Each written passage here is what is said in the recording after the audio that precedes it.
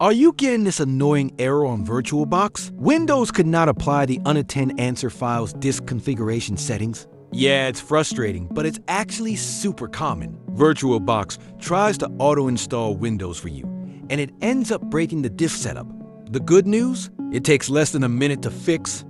Let's just get right into it. First off, close that broken virtual machine window. Select power off the machine and hit OK. Now, back in the main VirtualBox screen, right-click the virtual machine you just made. Click Remove and select Delete All Files. We want a clean slate so old settings don't mess things up. Next, click Machine at the top and hit New. Type in your VM name and select your Windows ISO file like you normally would.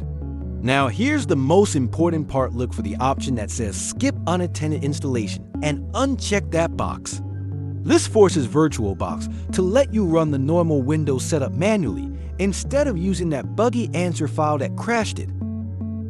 Click Next, finish the setup, and hit Start the new VirtualBox. And look at that Windows setup loads up smooth with 0 errors. If this saved you a headache today, hit that like button and subscribe to the channel for quick tech fixes. Thanks for watching, and I'll see you in the next one.